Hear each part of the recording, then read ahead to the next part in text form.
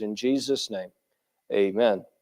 Proverbs 23, let's read the first 8 verses together here, and we'll probably stop there for now. The Bible says, when thou sittest to eat with a ruler, consider diligently what is before thee.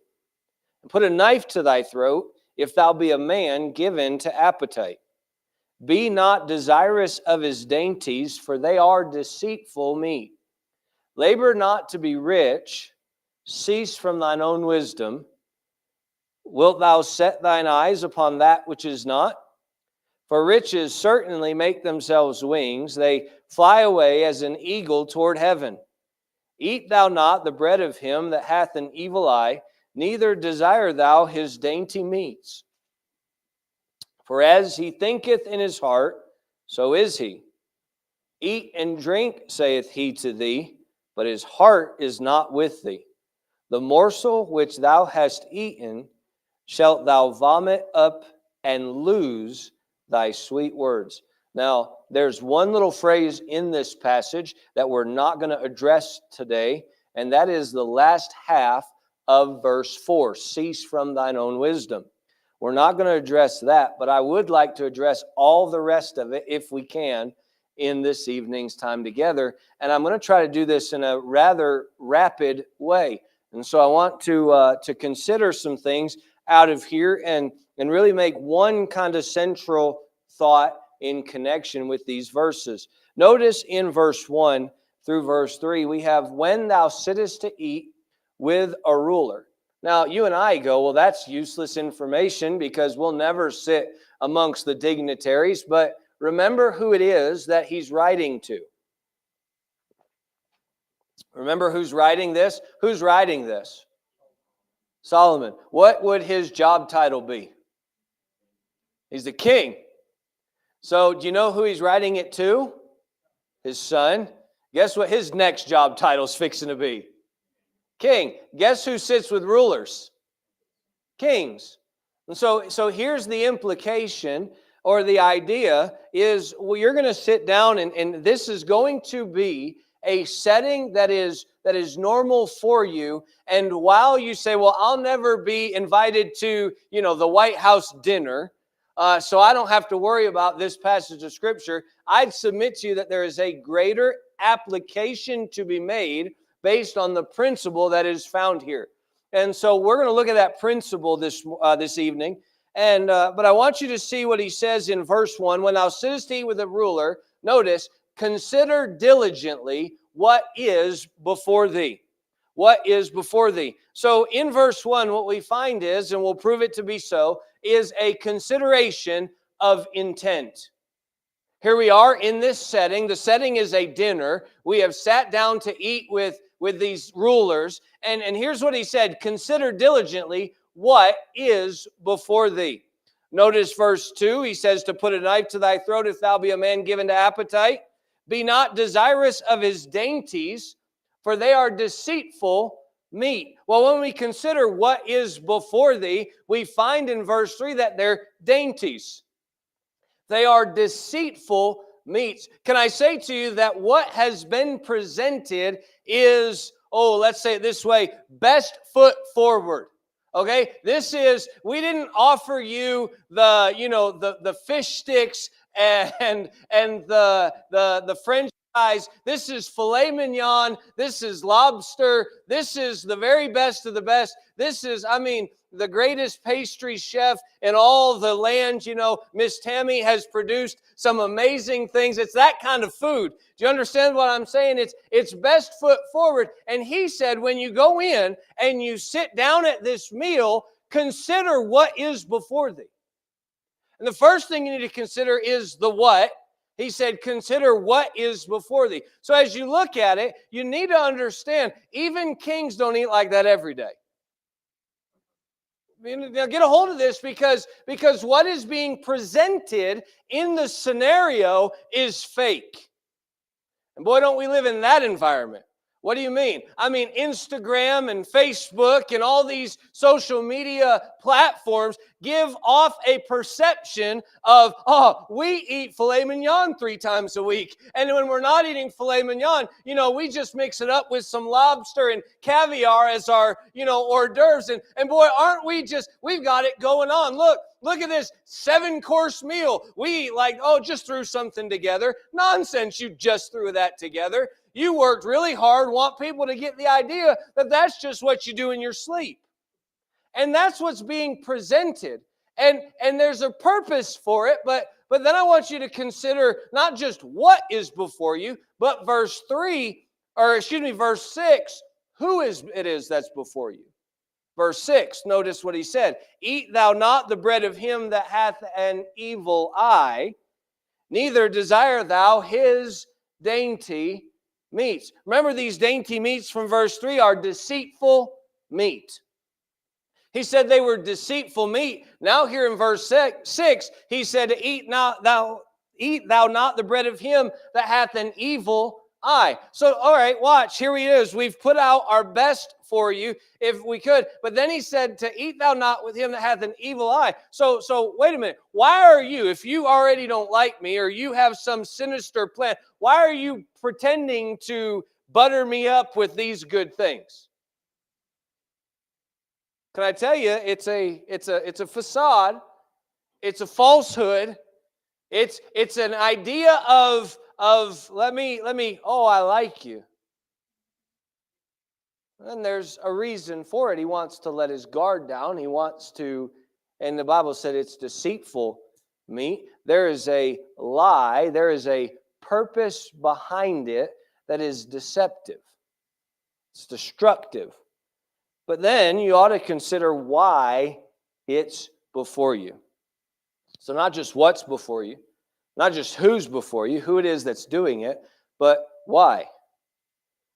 Now, this is a consideration, and this matters. And I want to get here in a minute, but it matters because it's not wrong of you to have a consideration for things.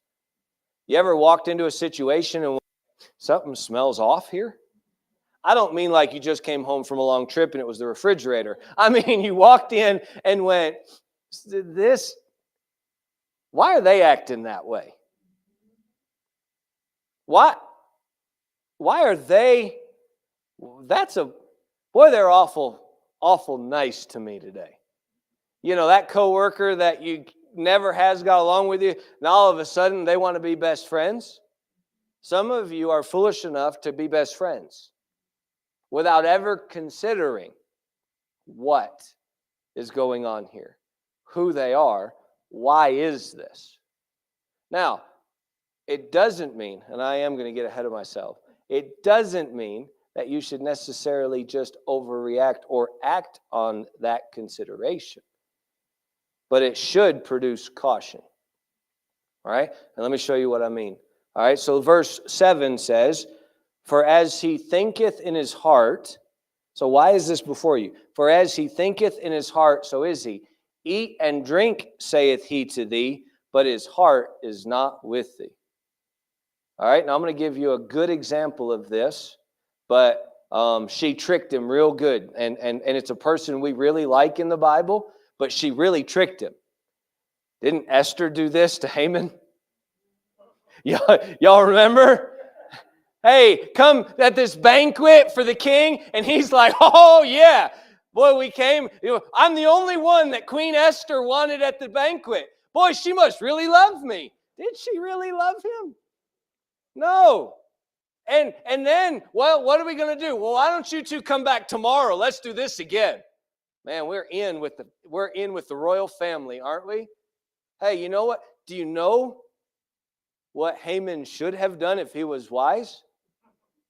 He should have considered what was before him, who was before him, and why. What's going on? This isn't normal. You know what Haman thought? This is the key. And we're way ahead of ourselves, but this is the reason why it's problematic. You know what Haman thought? Of course I deserve this. Yep. It's about time I'm getting my respect around here. So in verse 1, we have a consideration of the intent, what is before you, why it's before you, who it is that's before you. And in this verse, let me say it in this manner. My wife has pointed out something to me that I apparently say, and now I'm finding myself saying it, so she's dead right, is I've been saying, let me say it a different way, or let me say it this way a lot lately, and now I'll never be able to say that, or God bless you, you're dismissed. So, it. But let me encourage you to consider this. You ought to ask why or what it is that they want from you. All right. So in verse 1, the consideration is really this: why are they? What is it that they want from me? Here it is. He's trying to chum me up, but his heart's not with me. That's verse 7. Eat and drink, saith he to thee, but his heart's not with you. It's not real. It's a fabricated thing. And you ought to ask, why? Well, why is this? You ought to consider. Let me throw something out there to you. Our politics has this opposite. What do you mean by that? Well, back in the politics of the Bible day, they pretended to be your friend while simultaneously being your enemy. Our politicians pretend to be enemies while being friends. That's our politics. You know who they invite to their own Christmas parties? Oh, yeah, it's the people they just bashed about how they can't believe. Go look it up. They're all buddy-buddy. And it's ridiculous. But there's a reason why they pretend or portray this, and it's dangerous. But in verse 1, we see the consideration of intent. Verse 2, I want you to see a consideration of the individual. And what I mean by that is self. All right? So notice verse 2, he said, if thou be a man, given to appetite. So he said, and put a knife to thy throat, if thou be a man given to appetite. So now you need to not just consider them. What's going on here? What's before me? Why is it before me? Who it is that he's trying to do? Do you understand if somebody invites me over to their house, a specific person invites me over to their house and says, hey, do you guys want to come over? I might go, yeah, that'll be wonderful, and I'll have my guard down. If somebody else were to invite me over to their house, I might go, I wonder what's up. You understand the difference in those two scenarios? If it's someone who I know has my best intention, I might be able to go there and have my guard down. But then there are some times when you go, and as a pastor, hey, do you want to come over? Might just mean we have a bone to pick with you. So who or what? Right? The why. Now let me just throw this out there to you on my wife's behalf. My wife is Puerto Rican. Food matters to Puerto Ricans. If you've got bad news to tell us, don't do it over food. Just come tell us. I understand it's the right thing to do, not for us. Just be like, hey, can we talk to you at like in between breakfast and lunch, or lunch and dinner, like in the middle there?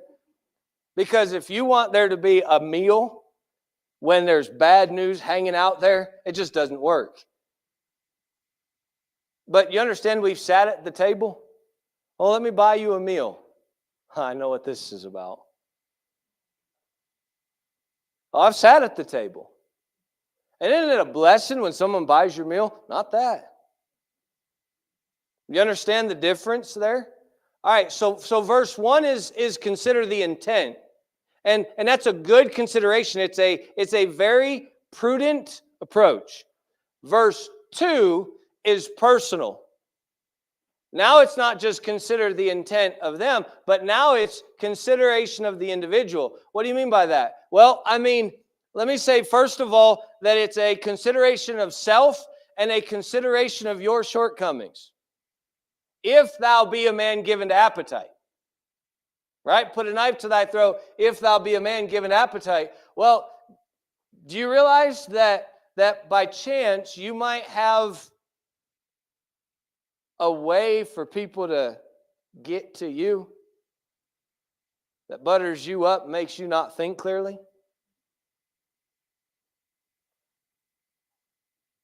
Every little girl tries to find that in her dad. Oh, Dad, you're so strong. Not that ain't my thing. And definitely it's not. Is that another gray hair? But anyway, but do you understand that there are certain things that people go, I don't know about this.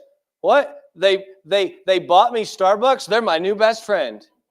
That was all it took. Why? Just one thing. Some of you are like, well, anyway. So let me say to you just this in consideration of the individual, when this is to be the case, we ought to consider ourselves in the situation. It is appealing on purpose. All right, look at verse 2 and 3 again. And put a knife to thy throat, if thou be a man given to appetite. Be not desirous of his dainties, for they are deceitful meat. Do you understand the implication with those dainties there is you want them? That's why he told you to be not desirous of them, because you want them. It looks good, it tastes good, and he knows your weakness. So he's pandering to the audience.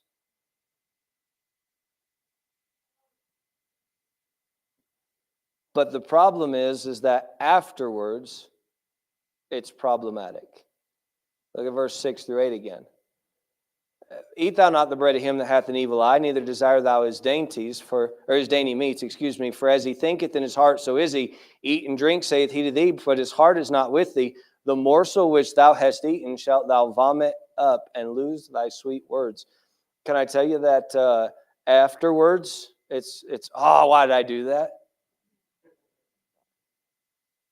And not just, why did I do that, but, man, I said too much. Lose your sweet words. Or what, I befriended this person. They were just out to get me.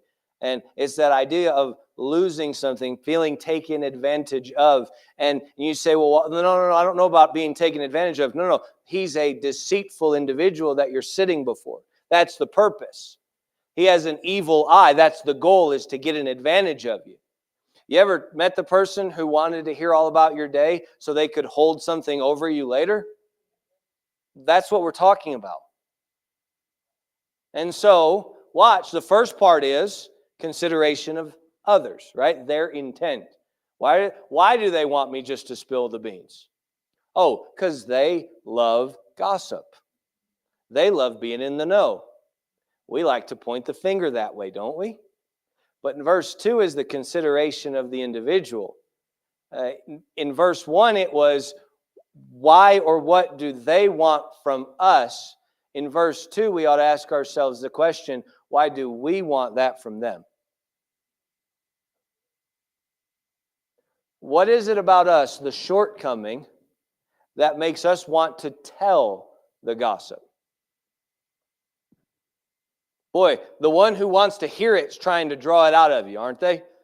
Come on, tell me. You can tell me. Boy, I'll pray for them. Whatever they need to do to try to elicit that thing. And you know what? What is it about you, that shortcoming? You're a man given to appetite. Here we're talking about eating. But it's the idea of, why do I want to give it? Can I tell you, there's a shortcoming in our character. And let me say it this way, for each and every one of us, there's shortcomings in our character.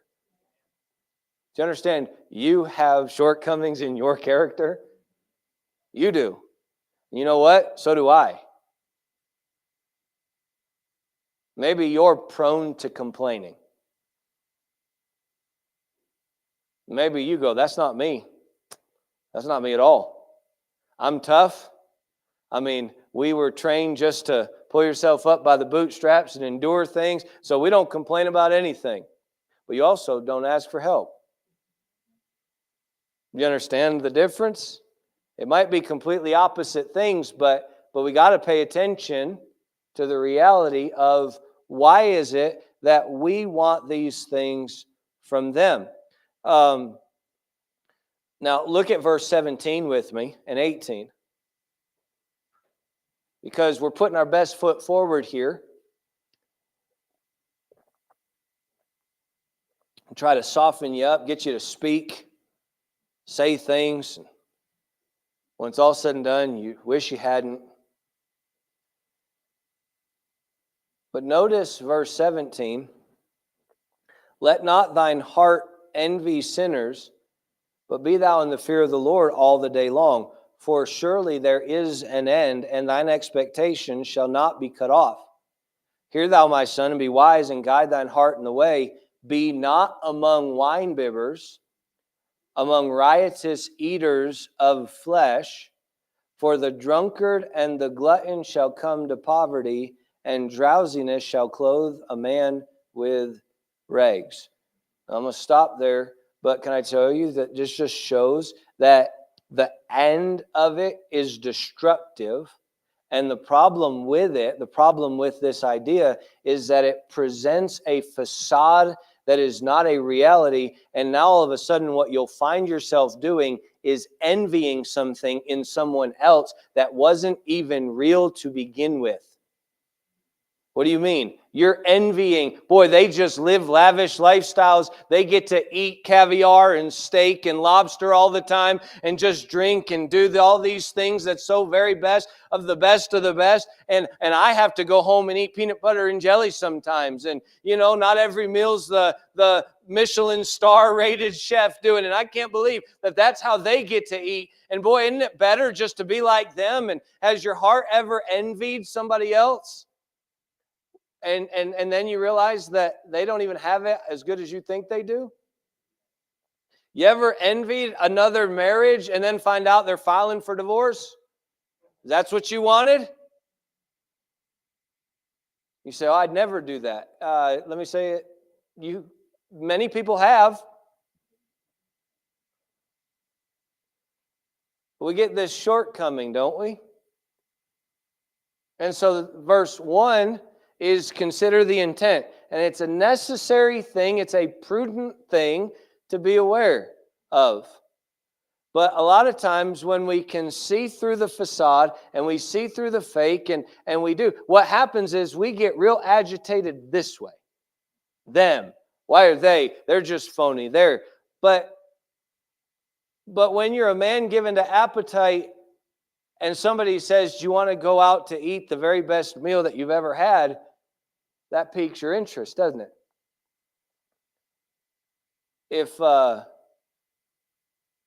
you're a hunter and someone says, hey, I've got a world record buck that is trapped in fences on my property that nobody else can get to, and you can go out and shoot this trophy buck on my property anytime you want. You say, what are they doing? Placating.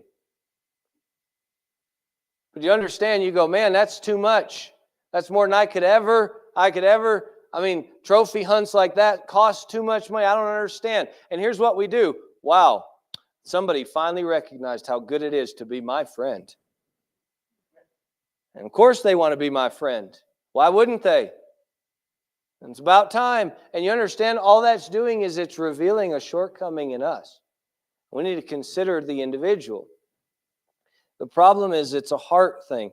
Proverbs 24 deals with it. Verse 1, be not thou envious against evil men, neither desire to be with them.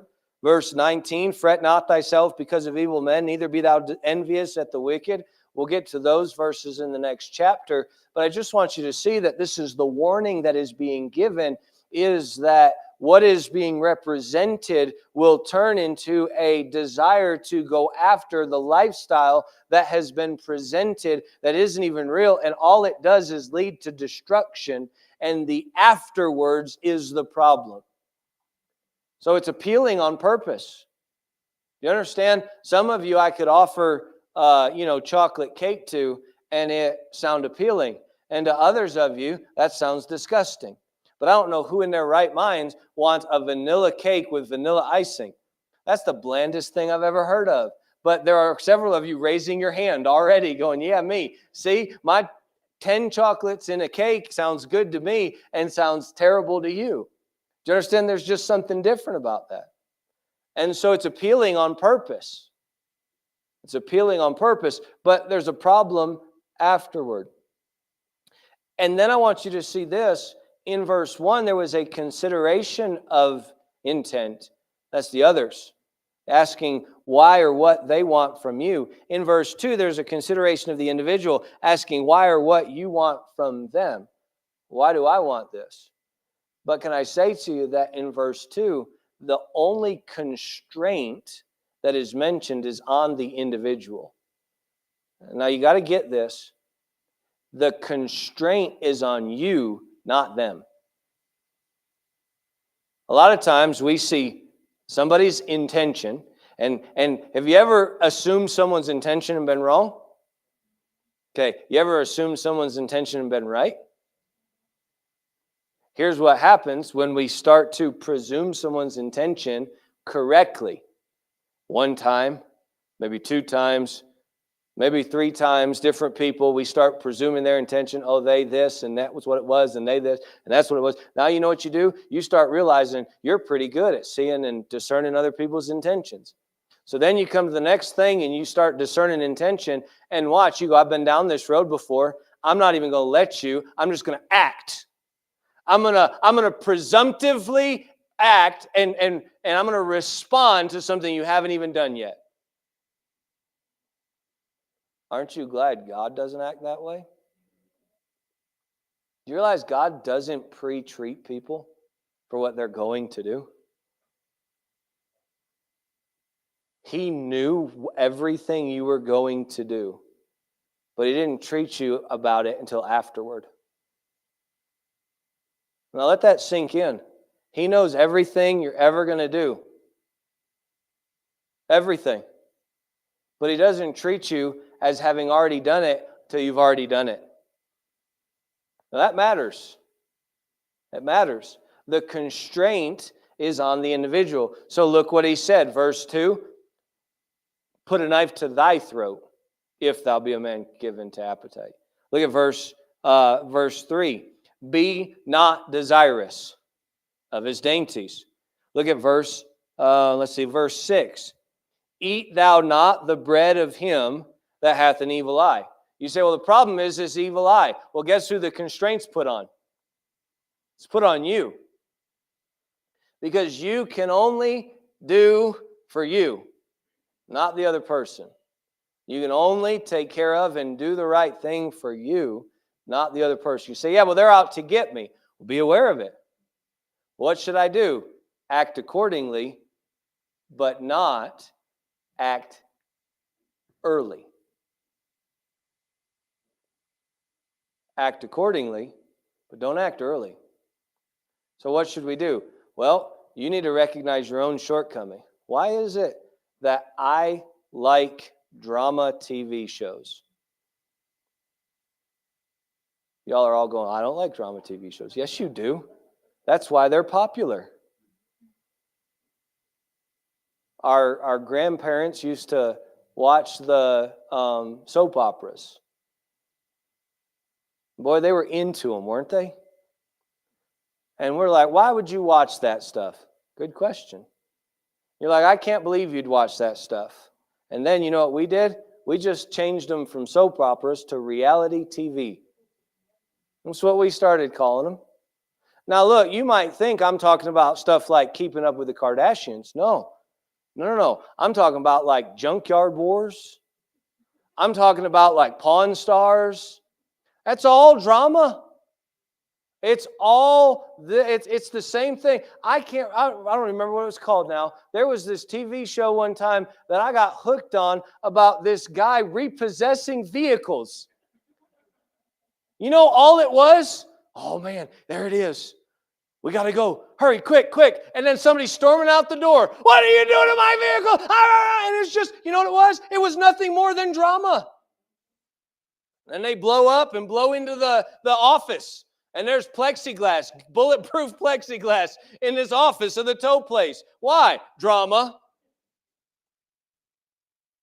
Well, you didn't pay your bill. And they just can't believe that the repossession company repossessed their vehicle. They can't figure it out. And it's ridiculous. I'm looking at my wife going, what are we doing? Like why am I even interested in this? And that's a good question to ask. You understand it reveals something about yourself that you like that? You know how many Christians, do you know how many Christians will say, well, we don't listen to the wrong kind of music, but then you watch all these shows on TV that are talent shows with the wrong kind of music? You know what you're trying to do? You're trying to skirt the rule. There's a part of you that likes the music. Well, I just watch them for the talent. Hollywood's not talented? You mean to tell me the original artist wasn't talented enough for you? No. It wasn't about the talent of the singer. It's the flesh really likes it. And then the drama. That's why. And the intent. And look, you don't go, I can't believe you watched such a thing. No. It's, okay, if I'm a man given to appetite, I'm going to put a knife to my throat. It's not, hey, you're a man given to appetite, let me put a knife to your throat. That's not how it works. The constraint is the individual. So it really matters that we pay attention to ourselves and we take care of ourselves. Now, look at verses 4 and 5. You say, well, these don't deal with food at all. They don't, but they deal with the same principle. Verse 4, labor not to be rich. Cease from thine own wisdom. Wilt thou set thine eyes upon that which is not? For riches certainly make themselves wings. They fly away as an eagle toward heaven. You see here, you're going to set your eyes again on something that is not. What do you mean? It's a facade. It's fake. You say, well, what is it? It's riches. Riches certainly make themselves wings. They fly away as an eagle toward heaven. So in this, you read this verse 4, labor not to be rich. And there are people who go, see there, we just shouldn't be working a job. And if that's what you walk away with, you've completely misunderstood the scripture. Okay? Because, let me show you. Come back to Proverbs chapter 14.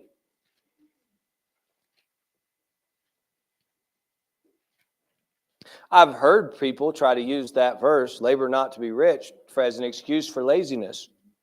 Well, you're just not supposed to labor to be rich, so I just do the minimum. That's not what it's saying. It's not saying do the bare minimum. That's not what it's saying at all. Look at Proverbs 14. Look at verse 23. In all labor there is profit, but the talk of the lips tendeth only to penury. In all labor there is profit. You understand there's profit in labor? All right, how about this one? Go back to chapter 10, verse 16. Chapter 10, verse 16. I'm trying very hard just to stay in the book of Proverbs because we're nearing the message, and I don't want to go too far. We'll look at one New Testament verse here in a minute. But Proverbs 10, verse 16. The labor of the righteous tendeth to life, the fruit of the wicked to sin. So do you understand the issue in the verse is not the laboring. Labor not to be rich. The issue isn't labor. Labor is a good thing. The labor of the righteous tendeth to life. Do you understand? It's a benefit. It's profitable. It is a good thing. In fact, in the New Testament, you're commanded to work with your own hands. You're commanded to work diligently. It's a profitable thing for the believer and unbeliever alike to labor. So what is the problem in verse 4? Labor not to be rich. Well, I'll show you the problem of verse 4. Labor not to be rich. It's found in Proverbs 28. Look at Proverbs 28, verse 20.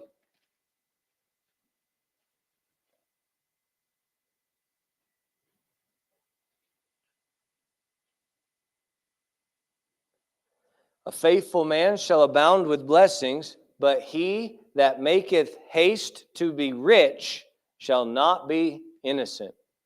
The desire of the riches is the problem of verse 4. Labor not to be rich. You say, how do you know that? Come back to verse 5. Proverbs 23, verse 5. Proverbs 23, labor not to be rich. Verse 4, cease from thine own wisdom. Verse 5, wilt thou set thine eyes upon that which is not?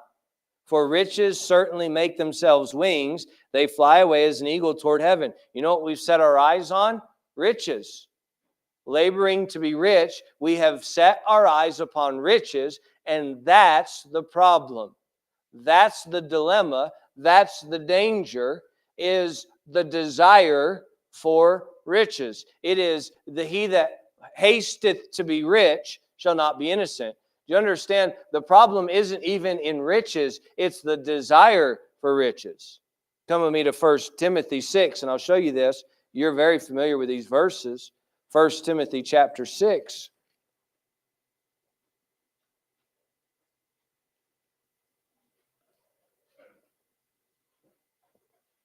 We'll start in verse 7.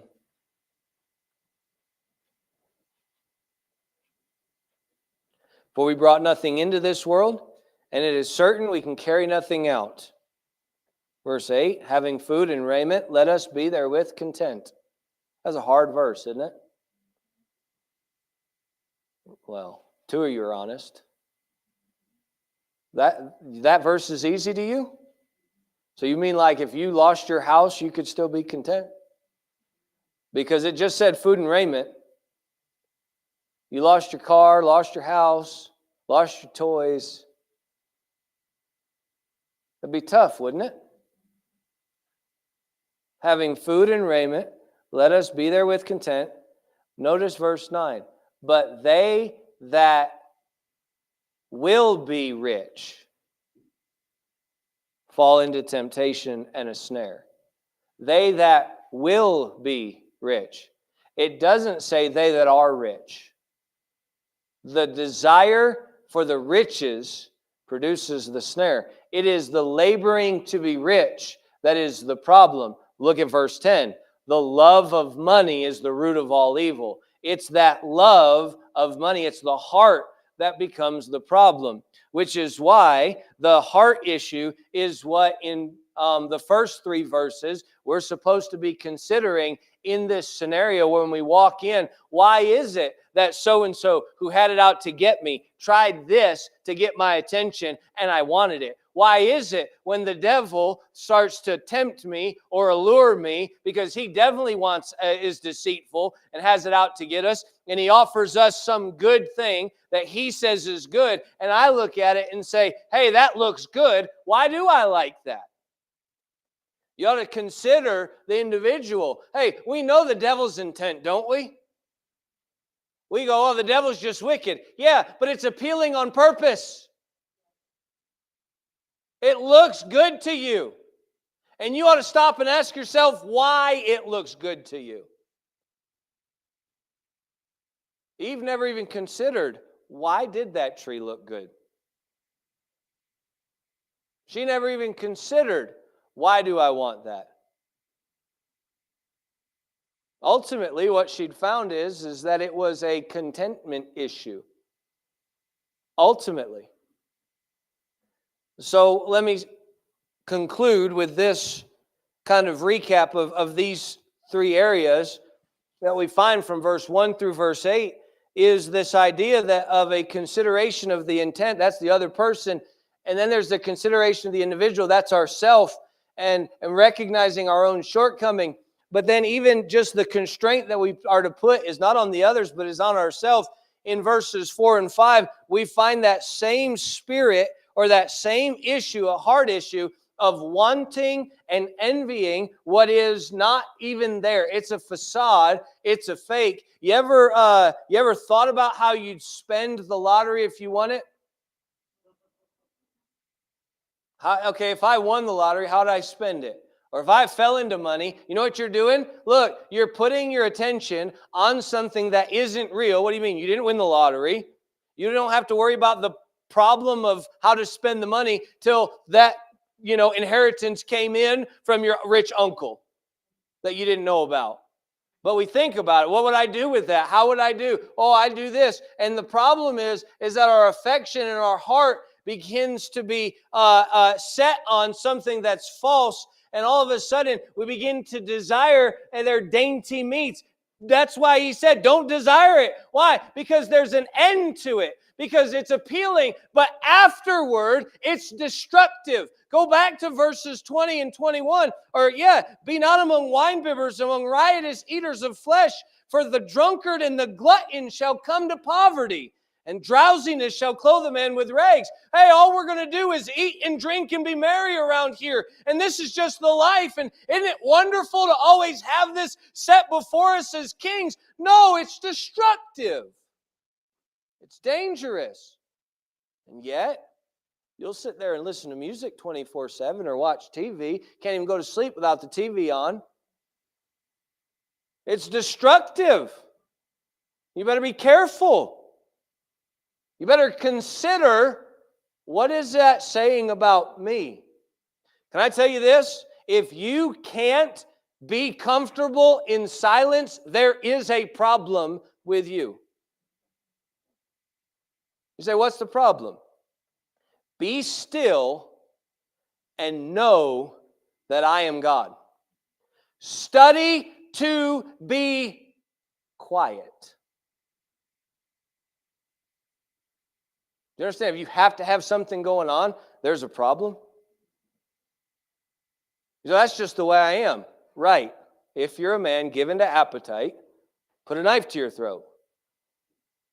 You would do well to consider the individual. Consider, why am I this way? And put the constraint on yourself. Why? Because it's a heart issue. It's a heart issue. Well, listen, when it's hot, you need a fan. Right? It's hot. Nothing wrong with that. You say, is that sinful? No. When it's hot, you need a fan to cool down. There's nothing wrong with that. But if you use a fan to block out God's voice, there's something wrong with that. You say, well, how do I know? It's a heart issue. You can't tell that about somebody else, but God can. It's a heart issue. So, in verses 1 through 3 and 6 through 8, you find someone who's seeking approval. What do you mean? Here you are, you're sitting to eat with a ruler. You know why we're doing that? Favor. Right? We want them to like us. You ever sat down with somebody, wanted them to like you? Of course you have. You meet somebody new, you want them to like you. Hey, why do you want them to like you so bad? Why do you strive for people's affection and attention and approval so much? You ought to examine that. A lot of times,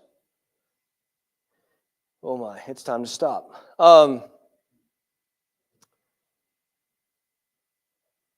Consider the individual. And then the constraints put on the individual. Hey, you ought to examine your heart.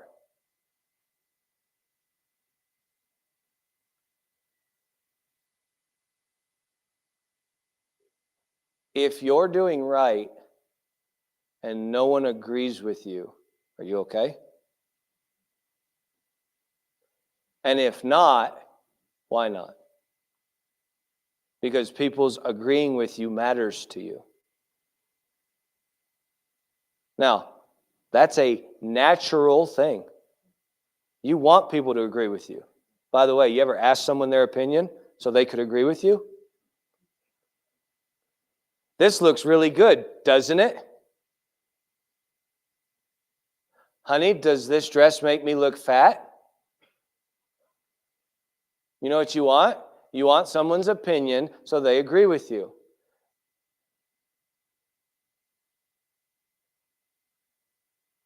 If you like the dress that you just asked that, you want your husband to say, not at all, you look amazing. And if you have already made up in your mind that you want to change the dress, they're going to say, not at all, honey, you look amazing. No, I don't. I'm going to change this anyway. What are you looking for? You're looking for somebody to agree with you. No, I look fat. You just ignored what your husband said when he said you don't look fat, but you in your mind already decided you look fat. Why'd you ask my opinion then? Hey, if it doesn't change the outcome of your decision, why did you need the approval to begin with? You know how many people come to the pastor's office having made up their mind about something and want an approval for a bad decision? Why?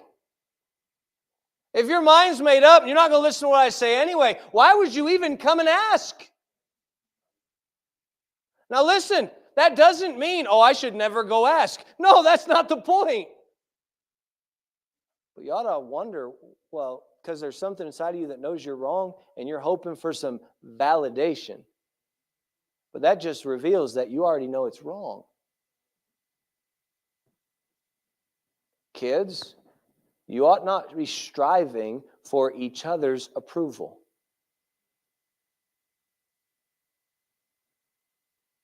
And you definitely ought not value each other's approval over your parents.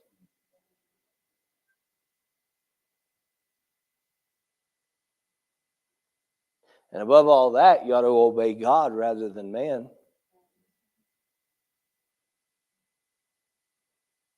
But we're more worried about whether or not our friend's going to think.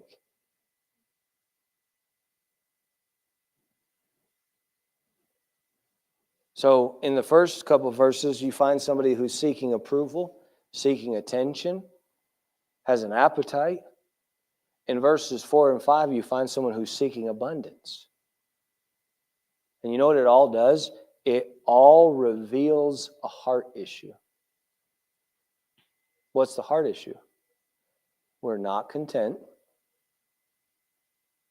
We're not content. That's what Timothy made very clear, Paul and Timothy, right? Be content. Or we value other people over right. And the thing is when we look at someone else and we say, well, they have an evil eye. Why should I even be concerned with them? Well, they present a facade like it's all good, right? You ever looked at someone's standard of living and thought, man, I want to have that standard of living, but you never looked that they have $1 million in debt? And you're like, boy, I don't want that. You say, what is it? It's fake. It's a facade of wealth. It's not wealth, it's a fake. You know what it's better to have? Food and raiment and contentment. Why? Because godliness with contentment is great gain. That was verse 6, I think it is, back there in 1 Timothy 6. And so it reveals something about ourselves. And so we ought to allow these things. Now look, you're going to face them, these situations of fake that appeals to you. It's appealing on purpose. But you need to be aware enough to recognize that there's a problem after it, that there's a destruction down the road. But then you ought to examine yourself and consider, why is that appealing to me? Why is that appealing to me? Do you know why some of us want, to hit the lottery? Because we're lazy. We don't want to go to work. Boy, I wish I could just make enough money so I didn't have to work anymore. Why? In all labor, there's profit. Do you understand working's good? If your idea of an ideal life is a life without work, your idea of an ideal life is wrong scripturally. It's wrong. And so what you'll find is that sluggard, right? I think that's verse 21, drowsiness shall clothe a man with rags. Don't we get that way? Oh man, to never have to work again, that'd be something. Except go ask someone who just retired how great life is. You know the only thing they want to do? Go back to work. Why? Because you're made to work.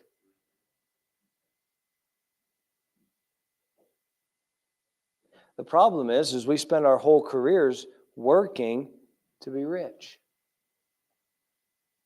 instead of laboring with our hands to have to give to him that needeth, and that changes everything. It's the heart. So in the first 8 verses here, the principle is this. There is a situation that is presented by someone who is desirable. He's a ruler. And what it does is it reveals the shortcomings in our own nature, and it reveals some things about us that maybe we have a need for approval, or a need for acceptance, or a need for abundance, because in our heart something's not right. And let it reveal that, and then constrain that, meaning work on that, recognize your shortcoming and fix it. Recognize the fault and then get it right. And look, don't just blame the other person, because all they're doing is acting as the highlighter. And God's just using them in our life to reveal us. You ever have God use somebody to reveal you to you? Brother Luke, Miss Athena, brand new parents. God will use that baby to reveal you. I'm just telling you. It's one of the blessings of parenting. The Lord just gave y'all a cute little mirror. Ain't that true? How many of you parents know that exact thing, right? My goodness, how many times are you getting onto your kids and the Lord's like, yeah, and you're like, woe is me. You ever done this one? Stop yelling! You say, what is it? It's the revealing the individual, isn't it? Let's stand.